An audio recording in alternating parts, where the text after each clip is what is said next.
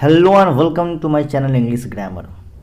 देखिए, आज हम आपको स्टोरी ऑफ इंग्लिश में जितने भी VVI क्वेश्चंस और आंसर्स होंगे मैं उसको बतलाने वाला हूँ। अगर वीडियो अच्छा लगेगा तो प्लीज़ इसको लाइक शेयर कमेंट जरूर कीजिएगा। देखिए, इसमें है क्वेश्चन नंबर 1 है। मात्र 6 क्वेश्चन को हम गेस किए हुए हैं। 6 क्वेश्चन से एक क्वेश्चन निश्चित रूप से आएगा तो आएगा।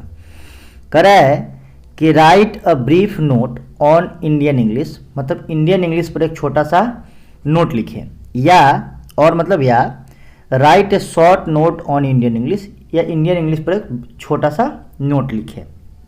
आंसर है कि Indian English isn't different from British English.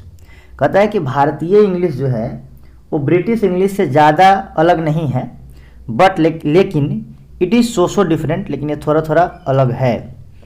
It has made an important role in English, यह अंग्रेजी में एक महत्वपूर्ण रोल अदा करता है, यह इसका अहम रोल है।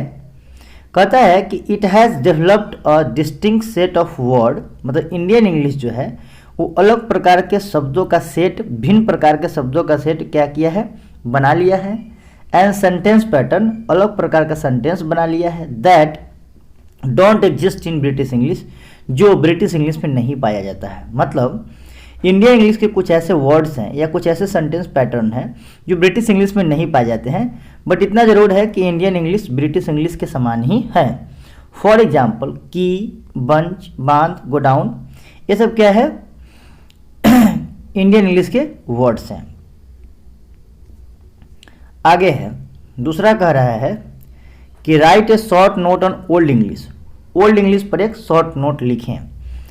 आगे कहता है कि आंसर में कि some features of old English make it very difficult to read and understand the text of that period. कहता है कि some features of old English, कुछ ओल्ड इंग्लिश के जो गुण हैं, मेक इट वेरी डिफिकल्ट, बहुत कठिन बना देते हैं, टू रीड एंड अंडरस्टैंड, पढ़ने और समझने में, the text of that period, मतलब ओल्ड इंग्लिश की पीरियड को जो लिखावट है जिसको पढ़ना और समझना थोड़ा कठिन हो जाता है। The language looks different from its alien spelling, यह जो भाषा है वो अलग दिखती है इसके अपरिचित स्पेलिंग के कारण, मतलब थोड़ा अलग स्पेलिंग के कारण। अनफैमिलियर वोकैबुलरी, मतलब बिल्कुल अपरिचित शब्दावली के कारण। And totally different grammatical structure, और इसके बिल्कुल भिन्न, बिल्कुल अलग ग्रामेटिकल या व्याकरण के जो रूल है या स्ट्रक्चर है जो बिल्कुल आज के ग्रामर से डिफरेंट है। The language of old English is very different from modern English, जो ओल्ड इंग्लिश की जो लैंग्वेज है वो मॉडर्न इंग्लिश की लैंग्वेज से बिल्कुल भिन्न है, अलग है। When Anglo section came to England, जब एंग्लो सेक्शंस कहाँ आए, इंग्लैंड आए, हालांकि सेक्शंस होगा, Anglo sections, they use different form of language, वे डिफरेंट प्रकार के लैंग्वेज का इस्तेमाल करते थे। बिकॉज, क्योंकि that time there were not so many words, उस समय बहुत सारे शब्द नहीं थे, यानी पुराने इंग्लिश में बहुत सारे शब्द नहीं थे, पुराना इंग्लिश उतना डेवलप नहीं था। The future of English in India, the future of English in India is very bright, अंग्रेजी का भविष्य भारत में बहुत उज्जवल है। It is a boon for India and it's people, यह भारत और भारत के लोग के लिए वरदान है। वी में से दैट, हम लोग कह सकते हैं कि English is a link language of this country, English इस भाषा का लिंक लैंग्वेज है, मतलब देखिए इस देश का लिंक लैंग्वेज है। कारण ये है कि अंग्रेजी ही दूसरे देशों को एक दूसरे देशों से जोड़ता है, क्योंकि जब भाषा ही नहीं जानिएगा तो एक दूसरे से अपने बातों को रख ही नहीं सकते एक दूसरे के सामने।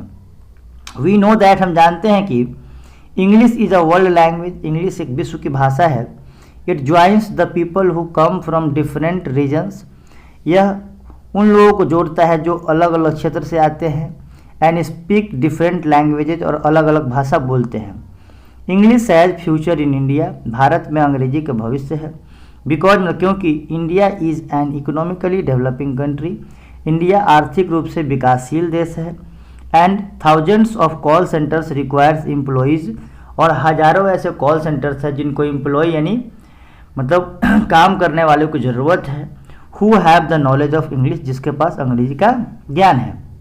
10 इस प्रकार से द फ्यूचर ऑफ इंग्लिश, जो अंग्रेजी का भविष्य है इन इंडिया, भारत में, इज़ ब्राइट, मतलब बहुत उज्जवल है, मतलब अंग्रेजी का भविष्य भारत में बहुत उज्जवल है। Write a short note on difference between novel and drama, या what is difference between novel and drama, कहता है कि नोवेल और ड्रामा के बीच में क्या अंतर है, इसे बताएं, है ना। तो आंसर है कि drama is a direct representation of imagination reality, whereas novel is an expression of life through the medium of language. Drama जो होता है वो जिंदगी के कल्पनाओं का डायरेक्ट प्रस्तुति होता है, जबकि किसी भाषा के माध्यम से, है ना, अपने नोवेल जो होता है जब किसी भाषा के माध्यम से अपने जीवन को व्यक्त करने की बात होती है। मतलब ये होता है कि ड्रामा अपने जीवन के डायरेक्ट चीज़ों को बतलाती है, और नोवेल जो होता है किसी भाषा के माध्यम के थ्रू अपने ज़िंदगी के बारे में बतलाता है। और novel grows directly out of life, whereas drama can be a representation of real life events. कहता है कि नोवेल जो है ये डायरेक्टली जो है आपकी ज़िंदगी के बाहर की चीज़ों को बतलाता है, जबकि ड्रामा आपके वास्तविक जीवन को प्रस्तुत करता है। Drama can use a lot of dramatic effects like dialogues, scenic effects, music etc, whereas novel does not have it. कहता है ड्रामा में जो होता है कुछ सीनिक इफेक्ट्स होते हैं, जैसे ड्रामा में डायलॉग्स होते हैं, सीनिक इफेक्ट्स होते हैं, म्यूजिक होते हैं, प्लॉट कंस्ट्रक्शन होता है, बहुत सारा चीज़ होता है, लेकिन नोवेल में ये सब पाई नहीं जाती है। 5वां नंबर क्वेश्चन है कि write a short note on English as a world language. अंग्रेजी पर एक शॉर्ट नोट लिखे, है ना। इंग्लिश क्या है, जो वर्ल्ड की भाषा है, मतलब विश्व की भाषा है, मतलब विश्व के भाषा के रूप में अंग्रेजी पर एक शॉर्ट नोट लिखे। आंसर कह रहा है कि English is an international language not because it is read and spoken by the largest number of people. अंग्रेजी इसीलिए विश्व की भाषा नहीं है क्योंकि ये पूरे विश्व में सबसे ज़्यादा लोगों द्वारा बोली जाती है, but also because it is read and spoken in large number of countries. यह इसीलिए अंग्रेजी विश्व की भाषा है क्योंकि यह पूरे विश्व में लगभग सबसे ज़्यादा देशों में बोली जाती है।